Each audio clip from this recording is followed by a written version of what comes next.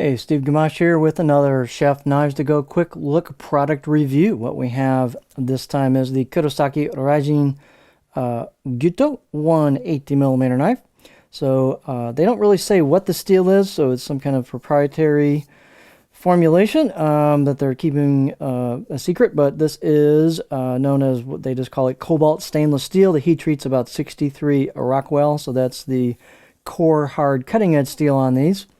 And then the cladding is a soft stainless cladding on either side of that hardcore cutting edge steel.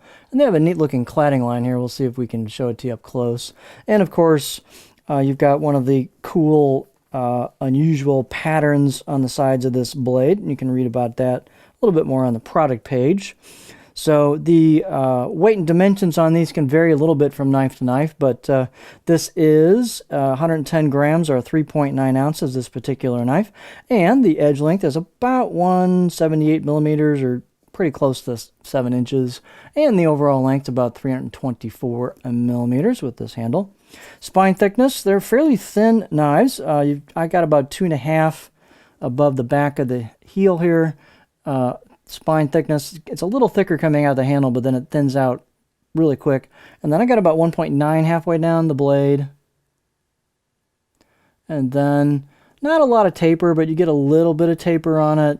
And then definitely as you hit the grind, you can see the grind's pretty generous here. It starts way up there, down towards the edge. So these get nice and thin at the tip for high performance, and they also get thin at the edge. So these are very, very good performing knives. Blade height is 43.3 on this one, so not particularly tall, but pretty much in line with this style of knife. The handles are octagonal ambidextrous rosewood with a black pacawood ferrule, and nice fit and finish on these. Circumference on this one was about 72 millimeters where the two materials meet, and you've got a generous kind of gradual curve to the back of the blade, which angles back and then into the neck, so it's a perfect spot for a pinch grip. So these are super easy to use for a pinch grip. Will definitely handle the variety of finger, sizes there, right there in that curve. And they're fairly thin necks. They got really nice clearance here on the cutting board as well with a pinch grip for sure. Balance point is going to be a little further back, being the blade's not particularly tall or long.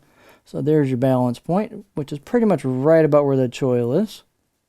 So a little bit behind a pinch grip, so you get a little bit of kind of a handle-heavy bias on the weight bias on the pinch grip, but nice and maneuverable nonetheless. You can see it's pretty light.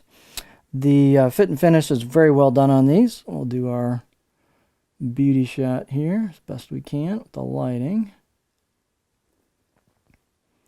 So we've got their, this interesting kind of sweeping crisscross pattern to it, and then they do have laser kanji in there. It's a little hard to tell because there's a lot going on and the lights are making this pretty reflective because it's fairly polished, but there is laser kanji on the right side of the blade.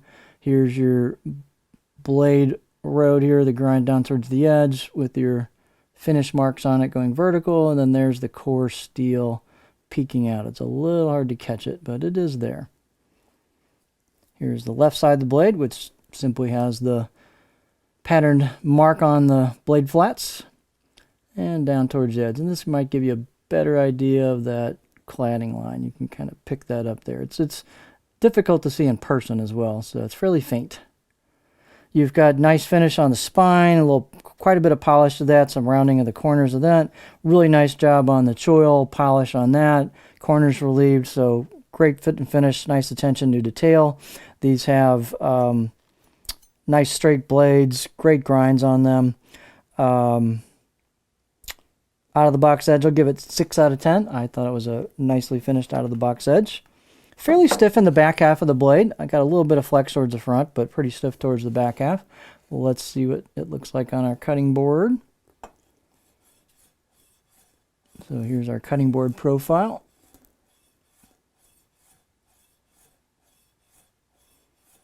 So if you've got kind of a lot going on there. You've got kind of a midpoint tip. So I can get up in there on a rock. I've got a little bit of a flattish area towards the back that it kind of flows into. Not super flat, but a little bit of chopping area back there. Some gentle kind of glide push-pull cutting in the middle. You could even do some tip draws with this if you wanted to. So it's a pretty flexible profile for a blade of this length. So just a very well executed package as we would expect from Kurosaki-san, and it's a really nice knife. So this is the Kurosaki Raijin Gyuto 180mm knife.